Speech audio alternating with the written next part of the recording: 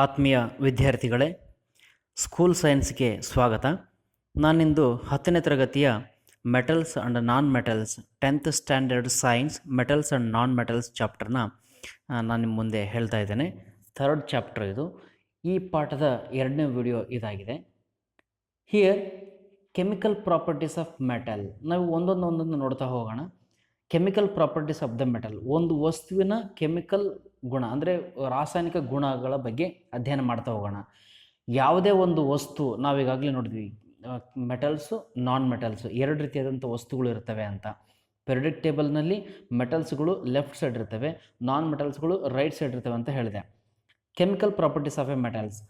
Metals can be more clearly classified as metals and non-metals on the basis of their chemical properties. ಮೆಟಲ್ಸ್ಗಳು ಮತ್ತು ನಾನ್ ಮೆಟಲ್ಸ್ಗಳನ್ನು ತುಂಬ ಈಸಿಯಾಗಿ ಮತ್ತು ತುಂಬ ಕ್ಲಿಯರಾಗಿ ನಾವು ಪ್ರಾಪರ್ಟೀಸ್ ನಾವು ಡಿಸ್ಟಿಂಗ್ವಿಷ್ ಮಾಡಬೇಕು ಅಂತಂದರೆ ತುಂಬ ಇಂಪಾರ್ಟೆಂಟ್ ಕಾನ್ಸೆಪ್ಟ್ ಯಾವುದು ಮಾಡಲಿಕ್ಕೆ ಅಂತಂದರೆ ಕೆಮಿಕಲ್ ಪ್ರಾಪರ್ಟೀಸ್. ನಂಬರ್ 1 ನೋಡ್ತಾ ಹೋದರೆ ಯಾವ ಮೆಟಲ್ಸ್ಗಳು ಯಾವ ರೀತಿ ತಮ್ಮ ಕೆಮಿಕಲ್ ಪ್ರಾಪರ್ಟೀಸ್ನ ತೋರಿಸ್ತವೆ ಅಂದರೆ, ನಾವೀಗಾಗಲೇ ಫಿಸಿಕಲ್ ಪ್ರಾಪರ್ಟೀಸ್ ನೋಡಿದ್ವಿ. ಏನು hard in nature, ductility, malleability ಅವೆಲ್ಲ ನೋಡಿದ್ವಿ. ಆದರೆ ಅಲ್ಲಿ ಕೂಡ ಕೆಲವೊಂದಿಷ್ಟು ಏನಾಯಿತು ಅದು ಎಕ್ಸ್ಕ್ಯೂಸ್ ಕೊಡ್ತಾ ಹೋಯಿತು. ಅಂದರೆ ಕ್ಲಿಯರಾಗಿ ಕ್ಲಾಸಿಫಿಕೇಷನ್ ಮಾಡಲಿಕ್ಕೆ ಸಾಧ್ಯ ಆಗಲೇ ನಮ್ಮಿಂದ. ಅಂದರೆ ಸಮ್ ಅದರ್ ಏನಾಯಿತು, ಕೆಲವೊಂದಿಷ್ಟು ಅಡೆತಡೆಗಳು ಬಂದು ನಮಗೆ. ಆದರೆ ಇಲ್ಲಿ ಈ ಒಂದು ಕೆಮಿಕಲ್ ಪ್ರಾಪರ್ಟೀಸ್ನಲ್ಲಿ ತುಂಬ ಈಸಿಯಾಗಿ ತುಂಬ ಇಂಪಾರ್ಟೆಂಟಾಗಿ ಕ್ಲಿಯರ್ಲಿ ನಾವು ಡಿಸ್ಟಿಂಗ್ವಿಷ್ ಮಾಡ್ತಾ ಹೋಗ್ಬೋದು ಮೆಟಲ್ಸ್ ಮತ್ತು ನಾನ್ ಮೆಟಲ್ಸ್ ಬಗ್ಗೆ. ನಂಬರ್ 1 ನೋಡ್ತಾ ಹೋದರೆ, what happens when metals are burnt in air. ನಮಗೇನಾಗುತ್ತೆ, ಒಂದು ವೇಳೆ ಮೆಟಲ್ಸ್ಗಳು ಗಾಳಿಯೊಂದಿಗೆ ವರ್ತಿಸಿದಾಗ ಏನು ಬಿಡುಗಡೆ ಆಗ್ತದೆ? ಗಾಳಿನಲ್ಲಿ ಏನಿರ್ತದೆ, ಜನರಲ್ ಆಗಿ ಆಕ್ಸಿಜನ್ ಇರ್ತದೆ.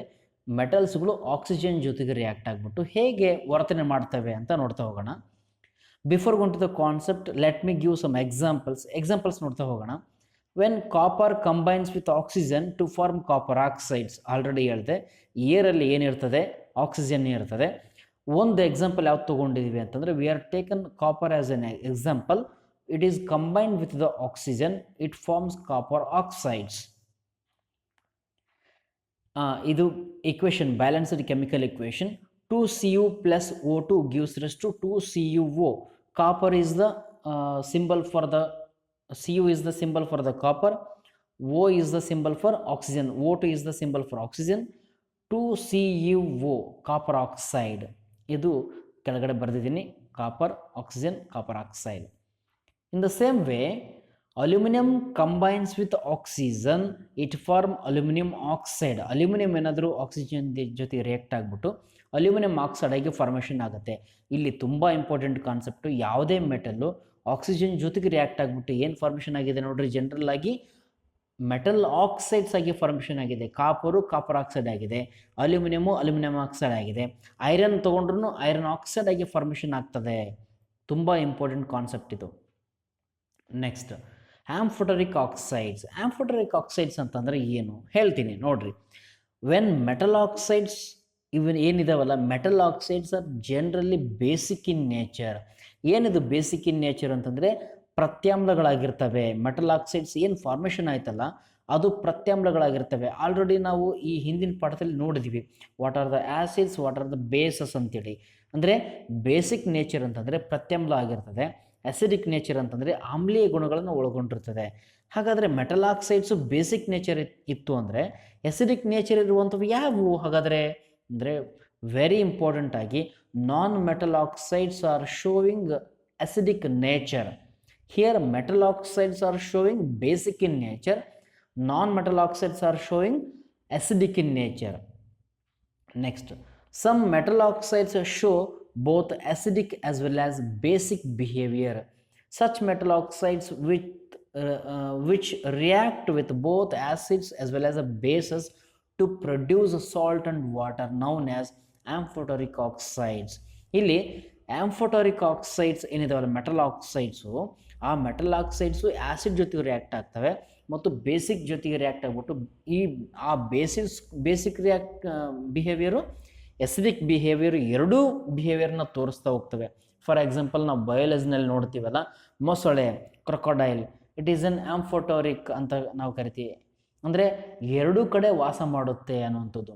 ಆ ಥರ ಇಲ್ಲಿ ಮೆಟಲ್ ಆಕ್ಸೈಡ್ಸ್ಗಳು ಏನಾಗ್ತದೆ, ಆ್ಯಸಿಡ್ ಜೊತೆ ರಿಯಾಕ್ಟ್ ಆಗಿ ಮತ್ತು ಬೇಸಿಕ್ ಜೊತೆ ರಿಯಾಕ್ಟ್ ಆಗಿಬಿಟ್ಟು they are producing the equivalent salts and the water. ಏನು ಮೆಟಲ್ಸ್ ಇರ್ತಾವಲ್ಲ ಆ ಮೆಟಲ್ ಸಾಲ್ಟ್ಸ್ ಆಗಿ ಪ್ರೊಡ್ಯೂಸ್ ಆಗುತ್ತೆ ಮತ್ತು ವಾಟರ್ ಕೂಡ ರಿಲೀಸ್ ಆಗುತ್ತೆ. ನೆಕ್ಸ್ಟ್ ಎಕ್ಸಾಂಪಲ್ಸ್ ನೋಡೋದಾದ್ರೆ ವೆರಿ ಇಂಪಾರ್ಟೆಂಟ್ ಮಕ್ಕಳೇ, ಇಲ್ಲಿ aluminium oxide and zinc oxides are the examples for the ಆಂಫೋಟರಿಕ್ oxides. ನಿಮಗೆ ಇಲ್ಲಿ ಬಿಟ್ಸ್ ಕೊಡ್ತಾರೆ, MCQ ಕ್ವಶನ್ಸ್ ಕೊಟ್ಟಾಗ following is not the ಆಂಫೋಟರಿಕ್ oxides ಅಂತ ಕೊಡ್ಬೋದು, ಅಥವಾ following is an example for the ಆಂಫೋಟರಿಕ್ oxides ಅಂತ ಕೊಡ್ಬೋದು. ಆವಾಗ ತುಂಬ ಇಂಪಾರ್ಟೆಂಟ್ ಆಗಿರುವಂಥದ್ದು aluminium oxide, zinc oxide, Al2O3 aluminium oxide, ZnO zinc oxide, ಇವೆರಡು ಏನಾಗಿರ್ತವೆ, ಆಂಫೋಟರಿಕ್ ಆಕ್ಸೈಡ್ಸ್ ಆಗಿರ್ತವೆ, ನೆನ್ಪಿಟ್ಕೊಳ್ರಿ. Next aluminium oxides are reacts with the acids. ಏನು ಫಾರ್ಮೇಷನ್ ಆಗುತ್ತೆ, ಅಲ್ಯೂಮಿನಿಯಂ ಕ್ಲೋರೈಡ್ ಫಾರ್ಮೇಷನ್ ಆಗುತ್ತೆ, ವಾಟರ್ ರಿಲೀಸ್ ಆಗುತ್ತೆ. ಜನರಲ್ ಇಕ್ವೇಷನ್ ಏನು, when metal oxides R reacts with acids, acid ಜೊತೆ react ಆಗಿಬಿಟ್ಟು ಅದೇನಾಗುತ್ತೆ, ಮೆಟಲ್ ಸಾಲ್ಟ್ ಆಗಿ ಫಾರ್ಮೇಷನ್ ಆಗುತ್ತೆ ಮತ್ತು ವಾಟರ್ ಪ್ರೊಡ್ಯೂಸ್ ಆಗ್ತಾ ಹೋಗುತ್ತೆ. ಇಲ್ಲಿ ಅದೇ ಇಂಪಾರ್ಟೆಂಟ್ ನೋಡ್ರಿ, ಇಲ್ಲಿ ಅಲ್ಯೂಮಿನಿಯಂ ಆಕ್ಸೈಡು HCl ಜೊತೆ ರಿಯಾಕ್ಟ್ ಆಗಿಬಿಟ್ಟು ಅಲ್ಯೂಮಿನಿಯಂ ಕ್ಲೋರೈಡ್ ಆಗಿದೆ and 3 molecules of water formation ಆಗಿದೆ. ಇದು ವೆರಿ ಇಂಪಾರ್ಟೆಂಟ್ ಇಲ್ಲಿ. ನೆಕ್ಸ್ಟ್ ಸೆಕೆಂಡ್ ಎಕ್ಸಾಂಪಲ್ ನೋಡೋದಾದರೆ, aluminium oxide reacts with the sodium hydroxide, it forms sodium aluminate and water is going to produce. ಇಲ್ಲಿ aluminium oxide sodium hydroxide ಜೊತೆ react ಆಗಿಬಿಟ್ಟು sodium aluminate ಅನ್ನುವಂಥ ಒಂದು salt produce ಆಗುತ್ತೆ ಮತ್ತು water ಕೂಡ ಪ್ರೊಡ್ಯೂಸ್ ಆಗುತ್ತೆ. ಇಲ್ಲಿ ಸೇಮ್ ಅಲ್ಯೂಮಿನಿಯಂ ಆಕ್ಸೈಡ್ ಅಂದರೆ ಮೆಟಲ್ ಆಕ್ಸೈಡ್ಸ್ ತೊಗೊಂಡು ಆ್ಯಸಿಡ್ ಜೊತೆ ರಿಯಾಕ್ಟ್ ಮಾಡಿದ್ವಿ, ಬೇಸಸ್ ಜೊತೆ ರಿಯಾಕ್ಟ್ ಮಾಡಿದ್ವಿ, ಬಟ್ ಸಾಲ್ಟ್ ಆ್ಯಂಡ್ ವಾಟರ್ ಮಾತ್ರ ಸೇಮ್ ಬಂದಿದೆ, ಪ್ರೊಡ್ಯೂಸ್ ಆಗಿರೋದು ಮಾತ್ರ ಸೇಮ್ ಇದೆ. ಇಂತಹ ಮೆಟಲ್ ಆಕ್ಸೈಡ್ಸ್ಗಳನ್ನು ನಾವು ಆಂಫೋಟರಿಕ್ ಆಕ್ಸೈಡ್ಸ್ ಅಂತ ಕರಿತೀವಿ.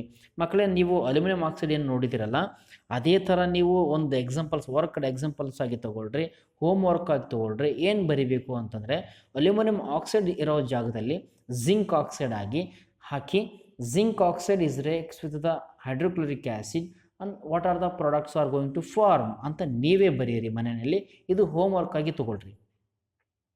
Next, most of the metal oxides are insoluble in water, but sodium oxide and potassium oxide dissolve in water to produce alkali.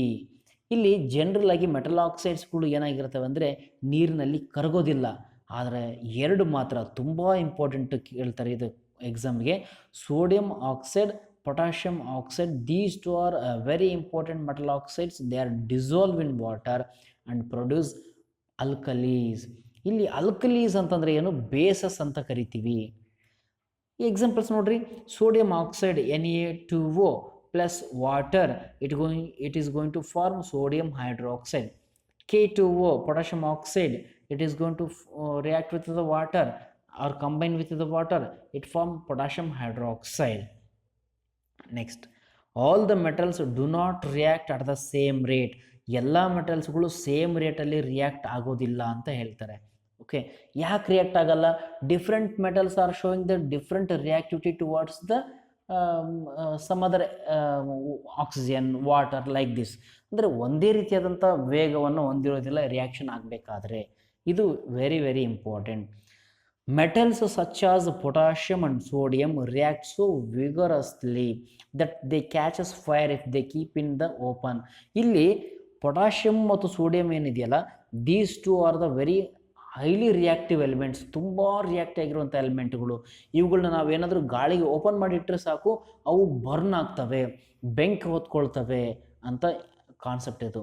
ತುಂಬ ಇಂಪಾರ್ಟೆಂಟ್ ಹೈಲಿ ರಿಯಾಕ್ಟಿವ್ ಎಲಿಮೆಂಟ್ಸ್ಗಳು ಸೋಡಿಯಂ ಮತ್ತು ಪೊಟ್ಯಾಷಿಯಮ್. ಇದರಲ್ಲಿ ಮೆಟಲ್ಸ್ಗಳಲ್ಲೇ ಅತ್ಯಂತ ಕ್ರಿಯಾಶೀಲವಾಗಿರುವಂಥ ಯಾವುದು ಅಂತಂದರೆ ಸೋಡಿಯಂ ಮತ್ತು potassium. To protect potassium and the sodium, ಅಂದರೆ ಗಾಳಿಯೊಂದಿಗೆ ನೀರಿನೊಂದಿಗೆ ತುಂಬ ಬೇಗ ಇವು ವರ್ತನೆ ಮಾಡೋದ್ರಿಂದ ಇವುಗಳನ್ನು ಕಾಪಾಡ್ಕೊಳ್ಳೋದು ಹೇಗೆ ಅಂತಂದರೆ ಇವುಗಳನ್ನ ಕೆರೋಸಿನ್ನಲ್ಲಿ ಇಟ್ಟಿರ್ತಾರೆ, ಸೀಮೆ ಎಣ್ಣೆಯಲ್ಲಿ ಇಟ್ಟಿರ್ತಾರೆ.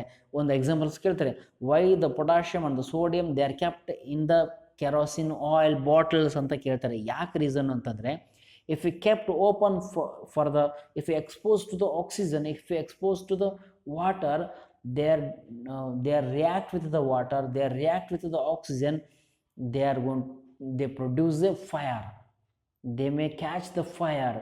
ಈ ಥರ ಬೆಂಕಿ ಹೊತ್ಕೊಳ್ಳೋದ್ರಿಂದ ಅವುಗಳನ್ನ ಕೆರೋಸಿನ್ ಆಯಿಲಲ್ಲಿ ಮಾತ್ರ ಇಡ್ತಾರೆ.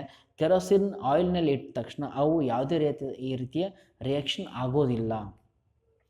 Next, iron does not burn on heating, but iron filings burn vigorously when sprinkled in the flame of the burner.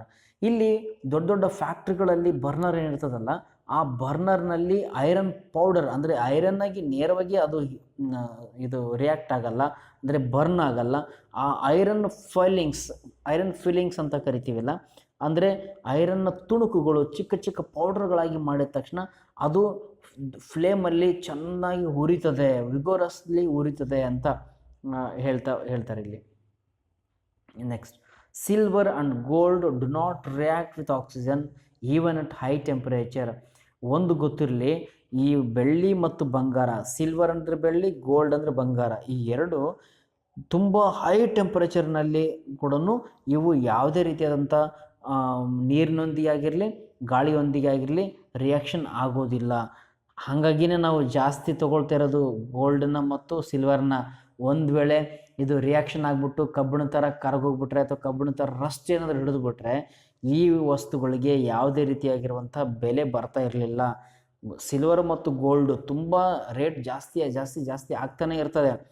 Reason ಏನು ಅಂತಂದರೆ, ಇವು ತುಂಬ ಚೆನ್ನಾಗಿ ಹೊಳಿತವೆ, ಚೆಂದ ಕಾಣಿಸ್ತವೆ, ಆದರೆ ತುಂಬ ಬಾಳಿಕೆ ಬರ್ತವೆ. ಕಬ್ಬಿಣದ ಥರ ಇದು ಗಾಳಿಗೆ ರಸ್ಟ್ ಹಿಡಿದು ಹೋಗಲ್ಲ. ಹಾಗೇನಾದರೂ ಆಗಿತ್ತು ಅಂತಂದರೆ ಬಂಗಾರಕ್ಕೆ ಬೆಳ್ಳಿಗೆ ಯಾವುದೇ ರೀತಿಯಾದಂಥ ಬೆಲೆ ಇರ್ತಾ ಇರಲಿಲ್ಲ. ಇಲ್ಲೊಂದು ಆ್ಯಕ್ಟಿವಿಟಿ ಇದೆ ನೋಡ್ರಿ, what happens when metals react with water. ನೀರಿನೊಂದಿಗೆ ಮೆಟಲ್ಸ್ಗಳು ರಿಯಾಕ್ಟ್ ಆಗಿಬಿಟ್ಟು ಏನು ಫಾರ್ಮೇಷನ್ ಆಗುತ್ತೆ? ಲುಕ್ ಅಟ್ ದ ಒಂದು activity, look at the picture. Metal sample ಇದೆ, glass wool soaked in water ಇದೆ, ಬರ್ನರ್ ಇದೆ, ಸ್ಟ್ಯಾಂಡ್ ಇದೆ, ರಬ್ಬರ್ ಕಾಕ್ ಇದೆ, ಡೆಲಿವರಿ ಟ್ಯೂಬ್ ಇದೆ, ಹೈಡ್ರೋಜನ್ ಗ್ಯಾಸ್ ಕಲೆಕ್ಟ್ ಆಗಿರೋದು ಮತ್ತು ವಾಟರ್. ತುಂಬ ಇಂಪಾರ್ಟೆಂಟ್ ಇಲ್ಲಿ, ಕೆಲವೊಂದಿಷ್ಟು ಮೆಟಲ್ಸ್ಗಳು ನೀರು ನಾರ್ಮಲ್ ವಾಟರು ಹಾಟ್ ವಾಟರ್ನಲ್ಲಿ ರಿಯಾಕ್ಟ್ ಆಗೋದೇ ಇಲ್ಲ. ಅಂತಹ ಮೆಟಲ್ಗಳನ್ನ ತೊಗೊಂಡ್ಬಿಟ್ಟು, ಅಂದರೆ ಇಲ್ಲಿ ಸ್ಟೀಮ್ ಜೊತೆಗೆ ಮಾತ್ರ ರಿಯಾಕ್ಟ್ ಆಗ್ತವೆ ಅಂಥ ಮೆಟಲ್ಗಳನ್ನ ತೊಗೊಂಡಿದ್ದೀವಿ. ಫಾರ್ ಎಕ್ಸಾಂಪಲ್ ಜಿಂಕ್ ಆಗಿರ್ಬೋದು, ಕಾಪರ್ ಆಗಿರ್ಬೋದು, ಐರನ್ ಆಗಿರ್ಬೋದು, ಇವುಗಳನ್ನ ತೊಗೊಂಡಿರ್ತೀವಿ. ಇಲ್ಲಿ ಈ ಅರೇಂಜ್ಮೆಂಟ್ನ ಎಷ್ಟು ಚೆನ್ನಾಗಿ ಮಾಡಿದ್ದಾರೆ ನೋಡ್ರಿ. ಈ ಥರ ಅರೇಂಜ್ಮೆಂಟ್ ಮಾಡ್ಕೋಬೇಕು. ಕೆಳಗಡೆ ಬರ್ನರ್ ಯಾಕಿದೆ ಅಂತಂದರೆ ಬೆಂಕಿ ಹೊತ್ತಿಸ್ಲಿಕ್ಕೆ ಬರ್ನರ್ ಇದೆ. ಬೆಂಕಿ ಹಾಕಬೇಕು ಅಂತಂದರೆ glass wool soaked in the water, ಆ ವೂಲ್ ಏನಿದೆಯಲ್ಲ ಆ ನೀರಿನಲ್ಲಿ ಅದ್ದಿಬಿಟ್ಟು ಆ ಜಾಗದಲ್ಲಿ ಇಟ್ಟಿರ್ತಾರೆ. ಈಗೇನು ಬಾಟ್ಲ್ ಇದೆಯಲ್ಲ, ಆ ಇನ್ವರ್ಟೆಡ್ ಬಾಟ್ಲ್ ಇದೆಯಲ್ಲ ಹಾರಿಜೆಂಟಲ್ ಆಗಿರುವಂಥದ್ದು, ಆ ಬಾಟ್ಲ್ ಒಳಗಡೆ ಇಟ್ಟಿದ್ದಾರೆ. ಆ ನೀರು ಈ ಬೆಂಕಿಗೆ ಆವಿ ಆಗಿಬಿಟ್ಟು ಏನಾಗ್ತದೆ, ಸ್ಟೀಮ್ ಆಗಿ ಕನ್ವರ್ಟ್ ಆಗುತ್ತೆ. ಆ steam is going to touches the metal sample ಜೊತೆ ಹತ್ರ ಬಂದ ತಕ್ಷಣ ಅಲ್ಲಿ ರಿಯಾಕ್ಷನ್ ಆಗಿಬಿಟ್ಟು ಏನಾಗ್ತದೆ, there is a reaction between the steam and the metal, there is a production of hydrogen. How to identify there is a production of hydrogen? Because the bubbles are coming through the water and then collect at the top of the inverted funnel. ಮೇಲ್ಗಡೆ collect ಆಗಿದೆ ನೋಡ್ರಿ, ಆ ಥರ bubbles collect ಆಗ್ತದೆ, ಅದೇ hydrogen gas. Next, what happens when metals react with water. ಇಲ್ಲಿವರೆಗೂ oxygen ಜೊತೆ react ಆದರೆ ಏನಾಗ್ತಿತ್ತು ಅಂತ ನಾವು ನೋಡಿದ್ವಿ. ಈಗ ನೋಡಿದ್ವಲ್ಲ ಆ್ಯಕ್ಟಿವಿಟಿ, ಅದರಲ್ಲಿ ತುಂಬ ಇಂಪಾರ್ಟೆಂಟಾಗಿ ಏನು ಲಿಬರೇಷನ್ ಆಯಿತು, ಅಲ್ಲಿ ಹೈಡ್ರೋಜನ್ ಲಿಬರೇಷನ್ ಆಯಿತು. Different metals shows different reactivities towards oxygen. ಬೇರೆ ಬೇರೆ ಮೆಟಲ್ಸ್ಗಳು ಬೇರೆ ಬೇರೆ ಆಗಿರುವಂಥ ರಿಯಾಕ್ಟಿವಿಟಿ ತೋರಿಸ್ತವೆ ಆಕ್ಸಿಜನ್ ಜೊತೆಗೆ. ಅದೇ ಥರ ನೀರಿನೊಂದಿಗೂ ಕೂಡ ಬೇರೆ ಬೇರೆ ಮೆಟಲ್ಸ್ಗಳು ಬೇರೆ ಬೇರೆ ರಿಯಾಕ್ಟಿವಿಟೀಸ್ ತೋರಿಸ್ತವೆ ಅಂತ ಇಲ್ಲಿ ಅರ್ಥ. Some metals reacts with cold water. ಕೆಲವೊಂದಿಷ್ಟು ಮೆಟಲ್ಸ್ಗಳು ತಣ್ಣನೆ ನೀರಿನಲ್ಲಿ ಕೂಡ ವರ್ತನೆ ಮಾಡ್ತವೆ. ಯಾವುದು? ಸೋಡಿಯಂ ಮತ್ತು ಪೊಟ್ಯಾಷಿಯಂ ಆಲ್ರೆಡಿ ನೋಡಿದ್ವಿ. Some metals react with hot water ಜೊತೆ ರಿಯಾಕ್ಟ್ ಆಗ್ತದೆ, ಯಾವುದು? Magnesium. Some metals react with steam ಜೊತೆಗೆ ಮಾತ್ರ ರಿಯಾಕ್ಟ್ ಆಗ್ತವೆ, ಮೇಲೆ ಎರಡರ ಜೊತೆಗೆ ಅವು ರಿಯಾಕ್ಟ್ ಆಗೋದಿಲ್ಲ. ಯಾವುದು ಅಂತಂದರೆ aluminium, iron and the zinc. Next, metals such as lead, copper, silver and gold do not react with water at all. ಯಾವುದೇ ಆಗಿರುವಂಥ ನೀರಿನೊಂದಿಗೂ ಇವು ರಿಯಾಕ್ಟ್ ಆಗೋದಿಲ್ಲ ಅಂತ ಅರ್ಥ. Next, metals react with water and produce a metal oxide and hydrogen gas is liberated. ಯಾವುದೇ metal ಏನಾಗ್ತದೆ, water ಜೊತೆ ರಿಯಾಕ್ಟ್ ಆಗಿಬಿಟ್ಟು ಮೆಟಲ್ ಆಕ್ಸೈಡು ಮತ್ತು ಹೈಡ್ರೋಜನ್ ಗ್ಯಾಸ್ ಲಿಬರೇಟ್ ಆಗ್ತದೆ. ಇದು ತುಂಬ ಇಂಪಾರ್ಟೆಂಟ್ ಆಗಿರುವಂಥದ್ದು. ಅದು ಎಕ್ಸಾಂಪಲ್ಸ್ ನೋಡಿರಿ, ಜನರಲ್ ಈಕ್ವೇಷನ್ ನೋಡಿರಿ, metals react with water it forms a metal oxide and hydrogen gas is liberated. ಅದೇ ಇಲ್ಲಿ ಹೇಳಿದ್ವಿ ಒಂದು ಈಕ್ವೇಷನ್ ಥರ. 2K ಅಂದರೆ potassium reacts with water, it is going to form potassium hydroxide and hydrogen gas is liberated. It is the exothermic reaction, hence heat is liberated during the reaction. ಇಲ್ಲಿ same ಅದೇ ಥರ sodium ತೊಗೊಂಡಿದ್ದೀವಿ, ನೀರಿನೊಂದಿಗೆ react ಮಾಡಿದ್ವಿ normal water ಜೊತೆಗೆ, sodium hydroxide ಆಯಿತು, ಆಮೇಲೆ hydrogen gas is liberated, heat energy is liberated.